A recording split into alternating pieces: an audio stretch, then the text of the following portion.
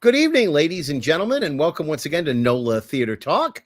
My name is Alan Smason. We broadcast, of course, to various groups on the internet, the NOLA Theater Folk Facebook group, which you're welcome to join, the theatercriticism.com Facebook page. In case you don't want to join a group, you can watch it there, as well as my own YouTube channel. We hope that you'll check that out.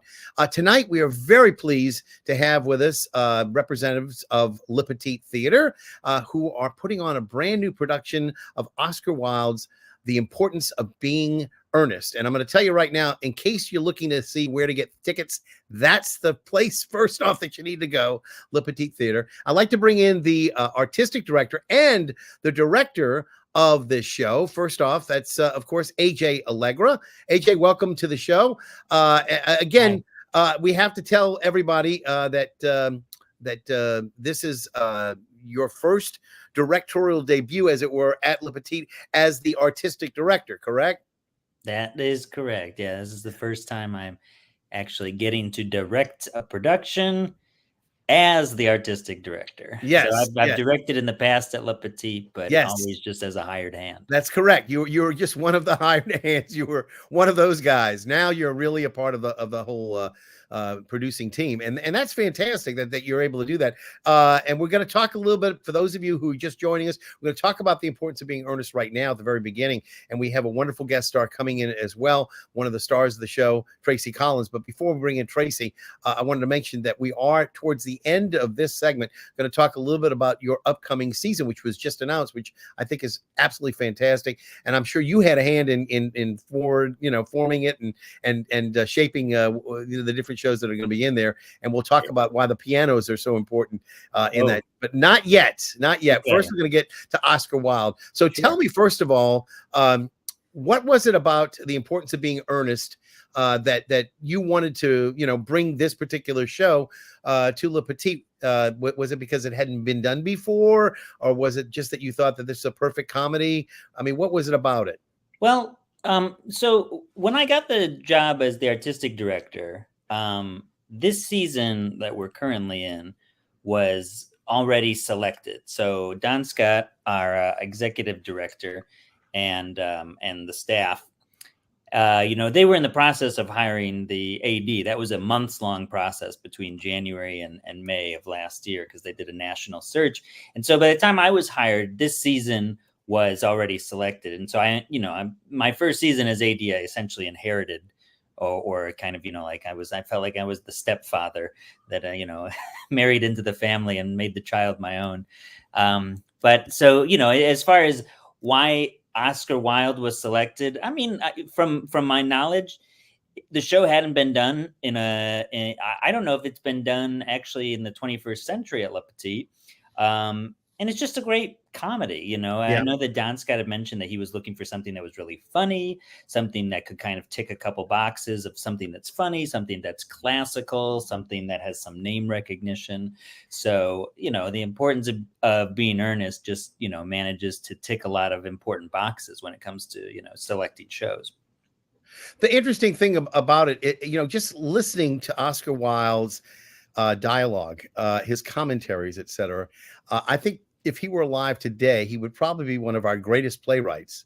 In the way that he sort of almost mugs, the commentaries are so spot on in terms of making fun of British propriety, and he really does make fun of everybody, but he does it in such a skillful way that you can't help but laughing along with him. Yeah, he's, I would say that if Oscar Wilde were alive in today, in our 21st century, he would be one of the most sought after guests on any late night talk show, because he has such an acerbic and quick wit, and he's great with the takedown, but he also does so, the society that he's taking down in this play, he was very much a member of. And so, there's a lot of self-effacing humor in the play as well, but I think of him as very much, just a brilliant wit, a mind, like a Steve Martin. Steve Martin is one of the most sought after talk show, guests, someone like a Ricky Gervais or a Dave Chappelle, these guys that kind of would go on shows and you don't really know what what might come out of their mouth, but you know it's going to be probably grade A quality, hilarious stuff.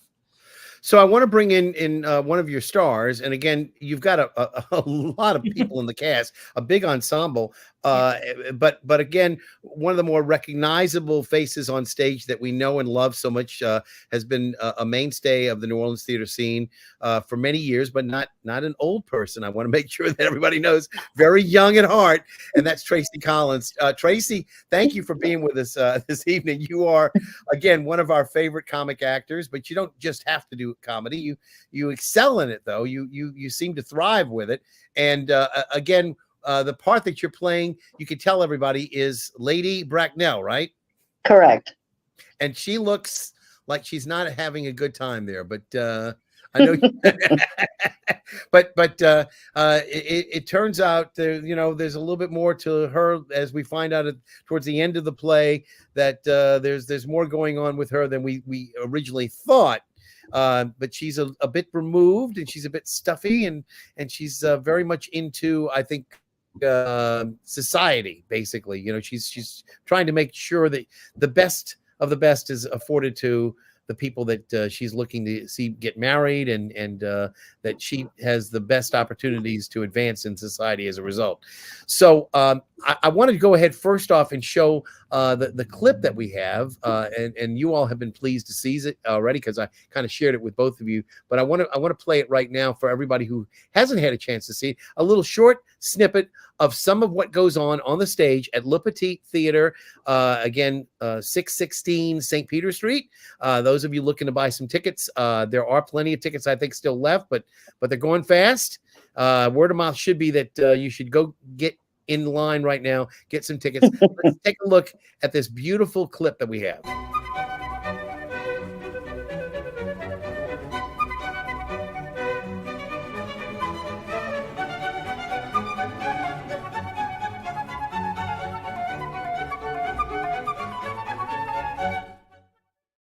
And there you have it. It's quick, but it tells a little bit of everything in there. So Tracey, what's your favorite part in this show that you have to do? What do you think is it the beginning when you're introduced, or sort of at the end when you have a little bit more to do? Well, it's more toward the beginning. It's an interrogation of my would-be son-in-law. Gotcha. And again, we're talking about the cast. I believe that we're talking that would be Noah Hazard. That Noah Hazard. Yeah. Let's see if I can find a nice picture of Noah. There's Noah, and Bethany Lee, who plays my daughter. And there's a little bit more than just a stage relationship, isn't there somewhere?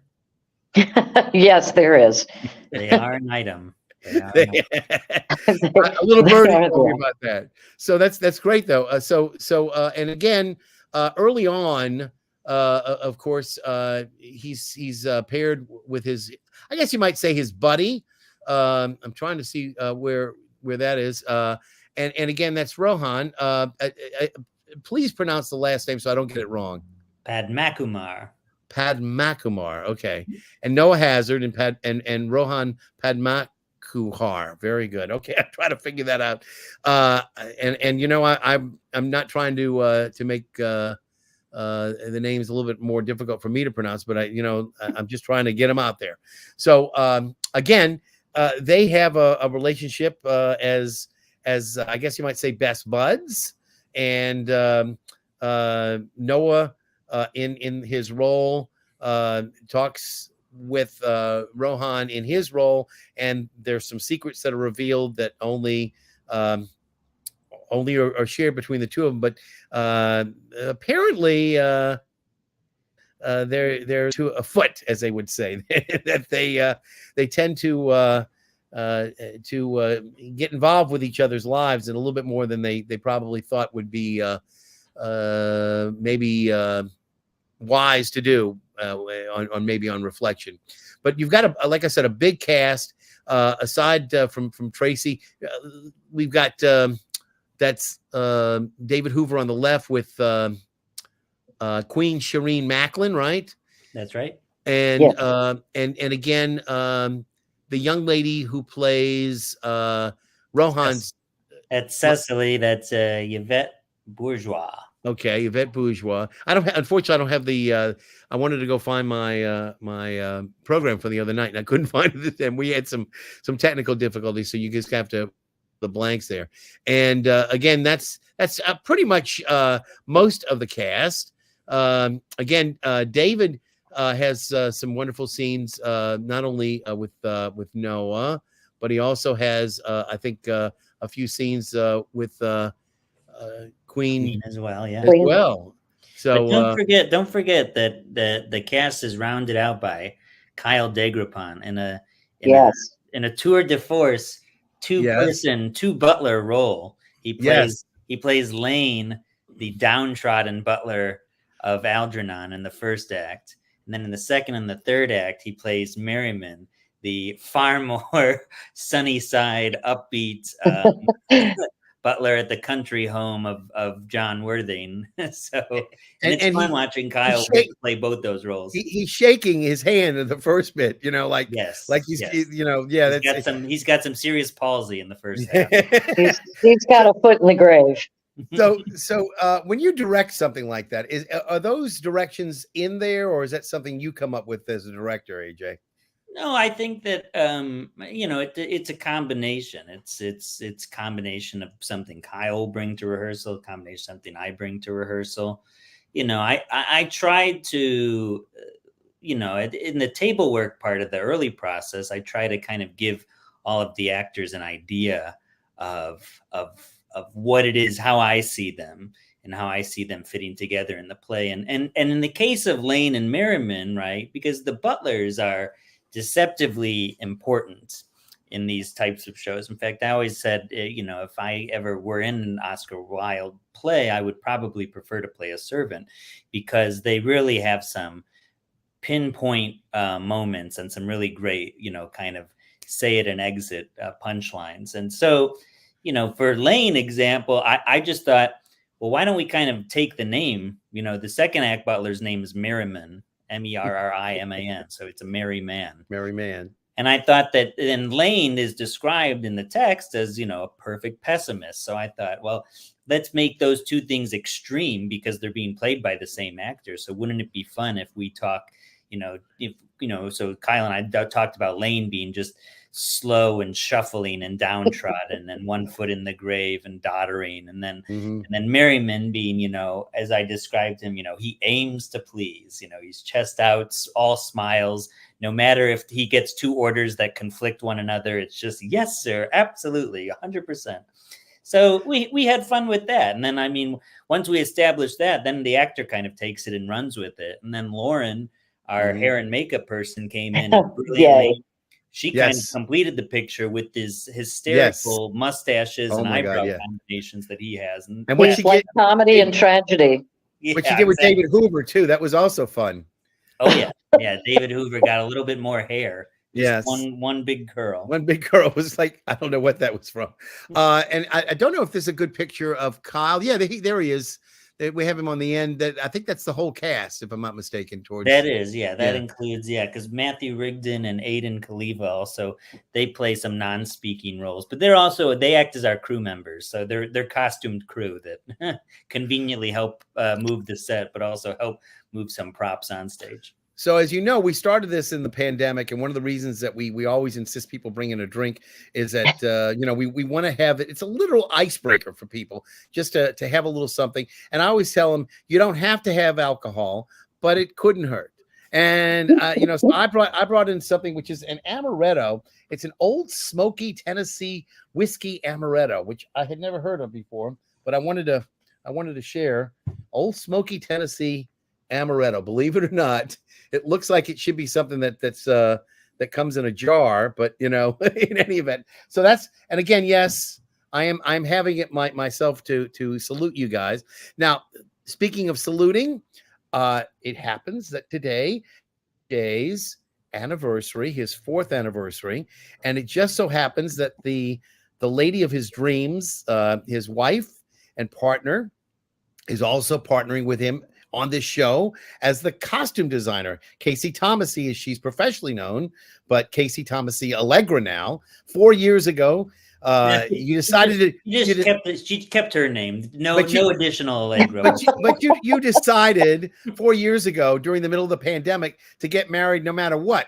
Because I recall you were planning a Rome adventure, right? A Roman adventure. Where we had a destination. Verona, wasn't it Verona?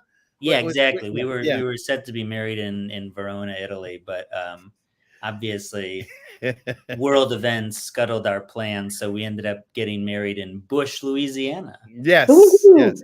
But you did eventually go on that trip too. We did. It was about a year and 3 months later we managed to finally be allowed into the EU. Yes. Before we bring Kaci in, because we want her to have an opportunity to talk a little bit about the costumes, etc. I'm going to find out what both of you brought in the room as well, but besides my amaretto. Well, Tracey and I are both. I think Tracey, we're recording this in the afternoon so that I could enjoy my. We're live. Sorry. Yes, I have a nice Starbucks iced coffee that I made at home with Starbucks at-home cold brew that you can put right in your refrigerator. I just want you to know, Tracey, this is a Monday. You're off. He doesn't have anything to say about what you do on a Monday. Okay. That's true. Well, I'm sporting tea because we're British. How appropriate. All right. Well, there we have it. Does Kaci have something to bring in as well? I figured she'd bring in some champagne for her anniversary, but maybe not. I think Kaci has a coffee as well. Or she has a La Croix. Oh, okay. Right there. So okay, here we go. I'm gonna do the solo, and here we go. There's Kaci. Welcome. You've got your coffee. I've got my amaretto, and yes, fantastic. I'm glad to see you. Again, I only wish that we had a little bit of extra time to talk about the incredible costumes that you've done, because they're just, I mean, over the top. I mean, people saw the video that we shared, but I mean, the workmanship that you put into this, I mean, it just was amazing. And I mean, I know that it's not easy to do those kind of dresses, is it? Well, no. That's a rehearsal dress. That's a rehearsal. Yeah. Okay, but they're even better. Even there. There we go. I mean, that's again, whether you're talking about Queen or Noah's outfit or Rohan's outfit, I mean, they're all obviously period pieces, but they look sharp. They look like they were just pressed. I mean, they're really beautifully rendered. I mean, and again, when you're thinking about the characters, is there something you think about as far as colors, as to what goes? Is it you go with what colors go well with what the actor is, or what their character is? I mean, how does that work? Of course, I always consider the actor's complexion and what colors they themselves like to wear. I like to make my actors happy. I'm a costume designer that thinks that, we look the best when we feel our best, right? And we feel the most confident. So, for me, I wanted to really distinguish between Act 1 and Act 2 and 3. Act 1 taking place in the country, and Act 2 taking place opposite. Oh, sorry. Act 1 in the town, and Act 2 and 3 in the country. So town vibe. I wanted Algernon's bachelor pad to have kind of this jewel tone, really rich, so we could get the audience would know right away that we were dealing with a really wealthy society and framework of their characters. And in Act 2, I kind of lightened everything up with like pastel colors, and everybody's kind of in the tones that they were in Act 1, but lighter and more airy. Right. And again, I guess I might ask, in terms of, you said you consider the actors. How far out do you actually do the designs in terms of the time? In other words, if so-and-so's been cast, do you start immediately doing the measurements? How does that work? And because I'm not yet done, and I would love to do a show with just designers like you do for costumes. I've done some for lighting designers, et cetera, et cetera. So one of these nights, I'm going to invite you and a bunch of other costume designers to come on and talk about it. But tell me how far in advance you actually start getting the materials and things of that sort of, like knowing you were going to do this show. Did you go get materials like 2 or 3 months before they even started doing the readings, or was it after the readings? Well, I wish I could say yes, Alan, but I definitely work my day job here at Loyola. So and usually I'm booked out a year. So I knew that I was doing this gig about a year out, but I don't start working on it until I'm done with the current project that I'm working on. So Loyola just finished our semester. We at Loyola, we did spelling bee this year. So I was working on that first. And then I had to complete that in order to switch over to Earnest. So I started pretty much when the cast started. So I started preparing. I had been doing research. I mean, with this time period, it's 1895. So there's an extensive amount of research. I think I bought like a dozen new books that came to the house because I'm a fashion history nerd. But I did a lot of research beforehand, but actually starting building the costumes and having measurements and gathering materials, that didn't start until they started rehearsals. So basically I had like 3 to 4 weeks to build everything with help. I have to give a shout out to, I had some amazing stitchers that helped me build all of these incredible looks. And we really did. I have to say, we really did. My team really did outdo themselves because they did built so much from scratch, and including the hats too, which always are my kind of chef's kiss, cherry on top kind of detail work that I love to do. Kind of. You mentioned Lauren Hart too. Let me ask you: when you do a costume, do you consult with her about what the neck is going to be, or whatever that might interfere with the wigs? Or of course, yeah. So for that's a great point. You know, as we know and love, theater is a team art. So a lot of collaboration between our designers are involved, and especially between hair and makeup and costume designer. So Lauren and I met, and obviously we're rooted in history. So she did a lot of her own research as well, taking inspiration from artists at the time like John Singer Sargent and portraitures at the time. But I did consult with her, especially like Tracey's character has this kind of, this like elaborate collar that kind of comes off her neck. And at the time the time period that the play takes place, if you were a woman in society, especially an older woman, you would wear your hair up, especially if you had been married. So, there's a huge difference between age of Lady Bracknell and say Cecily, who's just 18, as she mentions in the show. But Lady Bracknell actually has a line, not to put you on the spot, Tracey, but I don't know your lines by heart. What do you say about hair? You say something very specific. About Cecily's hair. Oh, it looks as though nature must have left it. Right. But a thoroughly experienced French maid can create a very marvelous effect in a very brief space of time. Right. So there's all these Easter eggs that, Oscar Wilde has kind of laid the framework to, let us know what the character's supposed to look like without having, visuals, I guess. And so Lauren and I, actually, we love Yvette's hair, and we're like, her hair is perfect. She's got perfect Victorian hair. Let's just let it be. Add some product, get it to curl really well, and we'll put a bow in it and call it a day. So that's Yvette's actual hair. But Tracey is, I'm sure, very thankful for not having the hair that she has on stage because it's so heavy. Lauren said that it's about 2 wigs put together to create that outdo. And I'd like to share, Tracey, take a look at this. Yeah. Oh, yeah. There you are. Now, what's the best part about wearing a Kaci Thomassie costume? That I got applause on an entrance. That's true. That is true. That was great. Yes. It was brilliant. And it was all about what I looked like, for sure. Yeah. Because it was my first time stepping out on stage. So, yeah.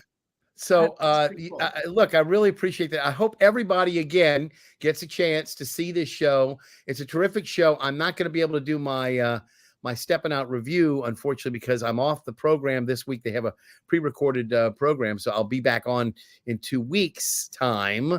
But by that time, we're going to be down towards the end of the review. So I'm hoping I get a chance to do my online review ahead of time. I've got a few shows that I'm still reviewing from New York from 2 weeks ago, but I will do what I can. But in the meantime, I did want to let everybody know that if you want to get some tickets, that's where you get to go. And try to see this really marvelous little jewel of a show. Oscar Wilde is fantastic. We're gonna thank Tracey and Kaci for being on the show, because I want to talk to AJ about the upcoming season for Le Petit. And so I don't want to keep them any longer. But again, thank you, Tracey, for being with us. Thank you. And you're fantastic in the role. Thank you. I think everybody's great in the show. And again, thanks to AJ for directing it. Thank you, Kaci, for putting out those marvelous costumes. And again, Tracey, we'll see you. As I always say, I'll see you at the theater, but we'll see you on stage very soon, I hope. Thank you. All righty. Thank you. Okay, take care. Bye, Trace. Thanks. Bye. All right. So it's just us, just us little ones. So now we're going to talk a little bit, well, with the time that we have left, to go over what the show is. And again, I've got a bookmark you gave out at the thing, but let's just start from the beginning. Tell me a little bit about Murder for Two, which opens in October. And this again is your first crafted season for Le Petit. What is Murder for Two about? Is this a audience participation type thing, or what? Tell me a little bit about it. It's not an audience participation type show, but it's a tour de force musical. So I was looking for something that would fit into our season opener that would really have some wow factor to it.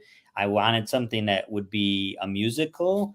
And Murder for Two is essentially, it's two actors performing somewhere in the realm of 20 different roles.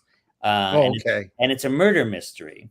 So it's about a classic premise, a rich old woman whose husband suddenly ends up shot dead on the floor at his surprise birthday party, and everyone is a suspect. Now, the unique thing about this musical is that it's only performed, like I said, by two actors, and both of the actors need to be very proficient piano players because they also accompany one another.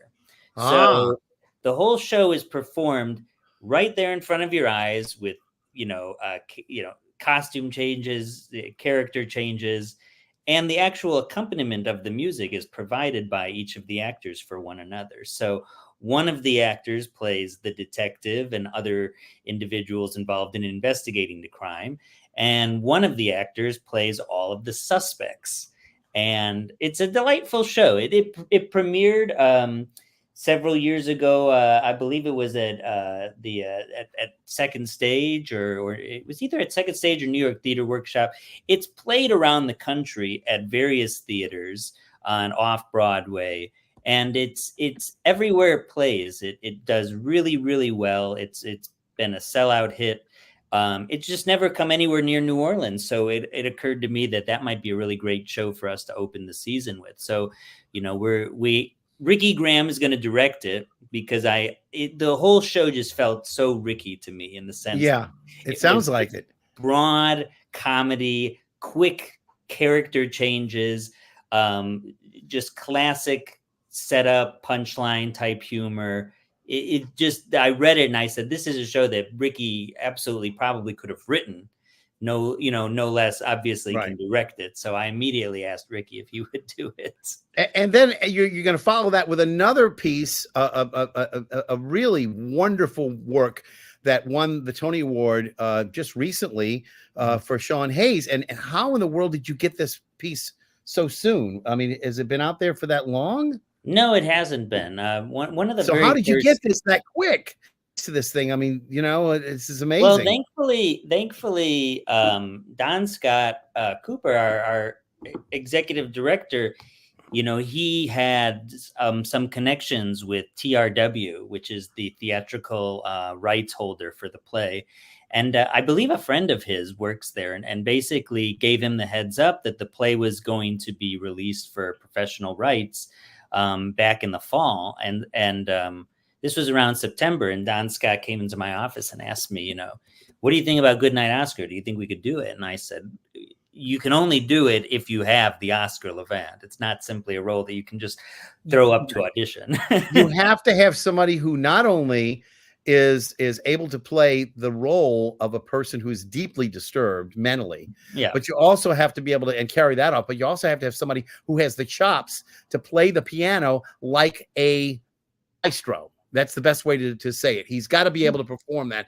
And Sean Hayes, I mean, was absolutely thrilling playing. Of course, I mean, not to give it away, but he plays a piece of Gershwin that is well known to everybody. But it's not an easy thing to play, and Gershwin is a little different. So anyway, long and the short is that I just really want everybody to know that is going to come out as well. And have you announced yet who is going to be doing that role, or is it not for public consumption? No, it's for public consumption. So Michael Paternostro is going to be playing that role. And he was recently in another show, wasn't he? Yeah, I think he recently was Dr. Frankenstein or Frankenstein in the big-ass production of that show. And Young Frankenstein, yeah. Yeah, Michael has, it wasn't until I met Michael that I felt like we even had the possibility of producing the show, because Michael is an actor, he's a dancer, and he's a musician and a music director. That's what he's a music director with a lot of New York and Broadway credits to his name. But he's from here. He's born and bred New Orleans kid. And during the pandemic, he returned back to New Orleans to help take care of his mom. And so we're very lucky that he's in our city, because I genuinely believe that there's probably about maybe 10 to 15 men in the country that could probably play this role, and Michael's one of them. So we're lucky that he's here in New Orleans. Well, and again, this is something I have to tell everybody. I told everybody about Mrs. Doubtfire at the Sanger when it was going to appear here, and then people come up to me and say, "Did you see that?" I said, "Yes." I told everybody about how good it was and what a wonderful actor that. I get to see Rob McClure at the Stephen Sondheim do it on Broadway, and he was just incredible. Every night he would do these pieces that were just over the top, unbelievable, and he would make them up as he went along every night. A little, basically doing loops and things of that sort. But it was always different, and so it was unbelievable that he was doing that. And then when it was announced he was going to take it on the road, I said, "Oh, that's going to be fantastic." And then of course he gets to do it with his wife on stage, so that makes it more comfortable for him on the road to not be away from his family. So that's fantastic. But again, this is a show that you will want to see over and over again. I know I'm saying that, but this is a show worth seeing because it is a fantastic work, and it really is. If it's done properly, it's a true opportunity to see an actor bloom and really put on a fantastic performance. So now after that, I believe I'm hoping I have unfortunately, I'm trying my best to get these things done. It's very difficult to do it as I go, but Jersey Boys is the next thing you have online. Everybody's seen Jersey Boys. I wanted to have a little photo to put it up, but it's not going to happen. So just imagine Frankie Valli and Jersey Boys, and you'll know what it is probably the most well-known, other than maybe Mamma Mia, but I think Jersey Boys is probably a little bit more well-known as a what we would call a jukebox musical. But it had a really great book.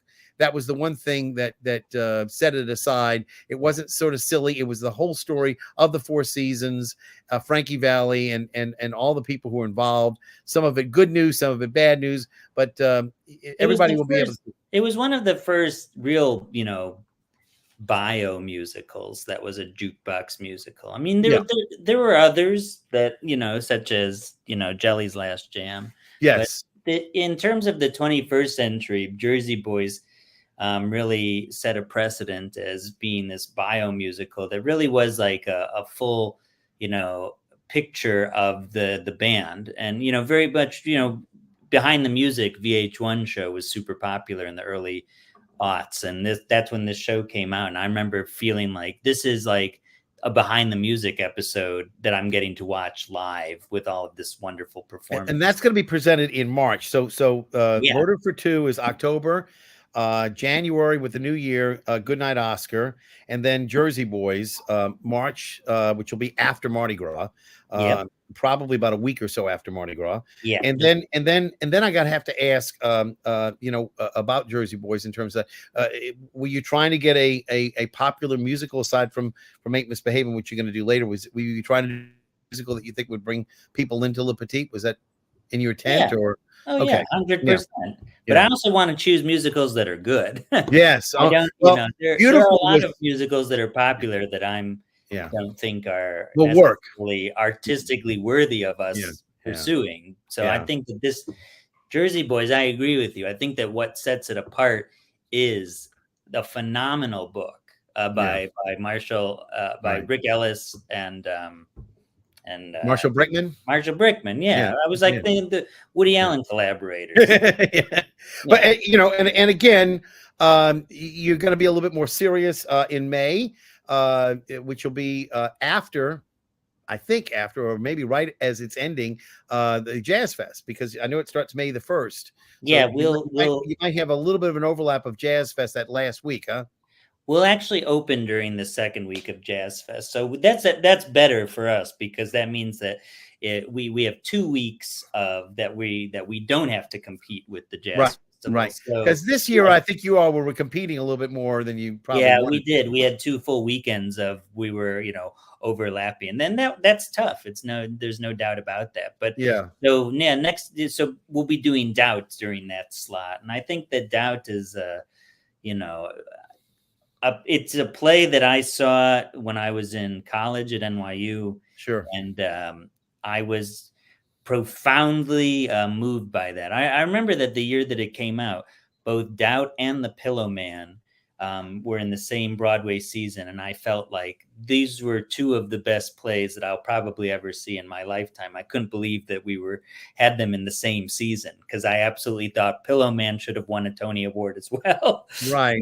Yeah. So, and luckily I've produced that already with you did it over with NOLA Project, but again, I don't think anybody else would have produced Pillow Man, tell you the truth. I mean, it just Dane Rhodes actually produced it very shortly after in 2008. He did a small production on the Le Petit Little stage, but and Doubt has also been done once before in New Orleans by Southern Rep. They did Carl Walker directed it with Jamie Wax and Claire Moncrief. So, but I felt like as far as selecting Doubt, it's 20 years old. That was the impetus behind the Broadway revival that just happened this year. And I thought, you know what, that's a really great idea. I thought that's a wonderful play about, our uncertain times, because it's a play that traffics an ambiguity in a way that I think is really quite beautiful. And you don't know the ending. At the end, we want to know, but we can't know. It's total uncertainty. I understand.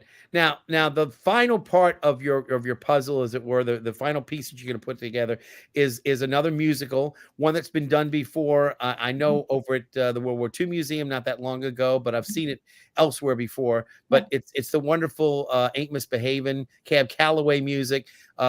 Cab Calloway, sorry. Fats Waller. Fats Waller. Just some of the things like Jitterbug Waltz and so many of the other pieces that are so famous that he did. Ain't Misbehaving being one of them, and Your Feet's Too Big and whatever. But the point is it normally is a cast of maybe 5 people that are doing all those different roles. The original with Ken Page. Did you ever see the original? Yeah, the original, you actually can watch the full thing on YouTube with Nell Carter and Andre Shields. Yeah, it's great. Yes. It's wonderful. Yeah. But again, those were all fantastic actors. Have you yet cast that, or it's still a year away? We haven't yet cast that one. But I can tell you that Donald Jones Jr., who is again another New Orleans son that made it all the way to Broadway and has since returned home to open his own dance studio that he's currently in the process of. But Donald is directed a very successful production of The Color Purple. Correct. The season before I started at Le Petit. And so I was really anxious to find something that Donald could return to Le Petit with. And so we brought Ain't Misbehavin' to him. And we originally were going to open the season with it, but Donald's getting married. And so we were, I believe his wedding's in October. So all of a sudden that kind of threw me for a loop. And I was like, well, I said, I can't lose Donald from this production. So I rearranged things and moved Ain't Misbehavin' to the end of this season so that, we could have both Donald and the title that we wanted. And so I'm very excited about that. I think that that's a wonderful musical. It's not necessarily New Orleans music, but it is jazz music. And because our city is so obviously, partnered with the history of jazz music, and it's an all Black cast.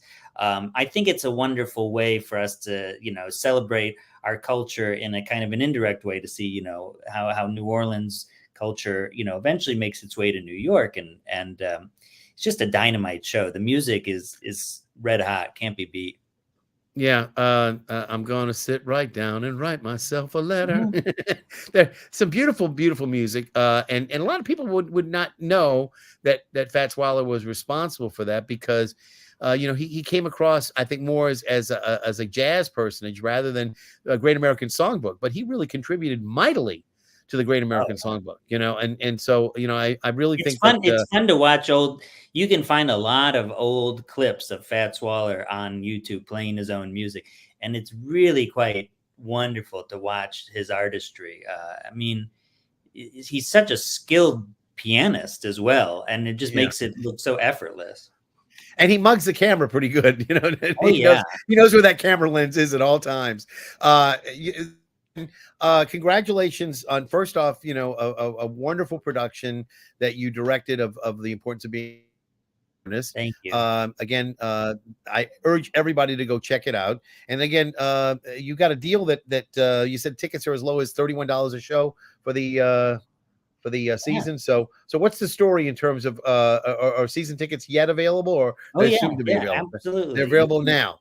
Yeah. Okay, subscribe today. So as I mentioned earlier, you want to go to LePetitTheater.com and go get your tickets, your season tickets, and certainly if you're trying to get tickets for just The Importance of Being Earnest now, those are available as well. And again, I want to mention one other thing. You've got a deal with premium parking for anybody who says, gee, I don't want to go downtown. It costs so much for parking. Oh my God. Especially on the weekend, it's like $35, $40 in my pocket. And to go see a show is another, $30 or $40 each. Please, any way to save. And you've made a deal, and thank you for doing this, because not everybody does this, but Premium Parking is working as a partner with you, and you've got a particular code that people who get their tickets will be able to utilize. And again, it's only open to people who buy tickets, so I'm not going to say the code obviously over the airways now, but if you buy a ticket, there is a deal. You can get 5 hours of parking, which means you can actually go into the French Quarter, park your car, go to a restaurant, have a good meal, go see the show, and still have at least a half an hour left over to walk back to the car and get the car out of the parking lot. So you guys have really, look, 4 hours would not have been enough. 5 hours is just perfectly timed, because in the event something happens where somebody's holding up the line, you don't want to get stuck with any of the premium parking people where you go over, because they will cite. So it's all done by cameras now. So you can't sneak and not pay. They're going to find you one way or the other. So, but it is $10 for 5 hours. That's fantastic. $3 an hour. That's like going back to 1970 rates. So, maybe not as far back as Oscar Wilde time, but it certainly is a reasonable rate. And again, Premium does on your phone as well. If you don't have the phone app, you can do it as well, and actually reserve the spots that you want. There are 2 lots. One is at the Jack's Brewery, which is 401, and the other one I don't remember exactly. I think it's 249. But that's on Toulouse and Charters. Yeah. Corner, yeah. So, but I mention that because that's a consideration. So if you think that parking is going to cost you too much, think again. And again, thank you, AJ. I want to thank Tracey, who's already, of course, gone, and your wife Kaci. I can't wish you enough glad tidings for your 4th wedding anniversary than right now to say happy anniversary. You may not made it to Verona, but you made it for 4 years, and that's fantastic. And I hope many, many more down the road. Thank you. I have 4 years, and I know the grandparents, are anxiously awaiting to find out when there will be a new production or 2. So we'll find out about that later on. But congratulations again. Have a wonderful anniversary, and again, thank you for having birthed a beautiful production of The Importance of Being Earnest, and this coming season for Le Petit. Thank you, AJ. Appreciate it. Thank All right. you. Thank you. All right. I'm going to say goodnight to everybody right now. I'm going to remove AJ for the time being. Again, thank you very much for being with us. Actually, we've gone 45 minutes. So again, for NOLA Theater Talk, I want to thank you again. My name is Alan Smason, and I'll see you at the theater.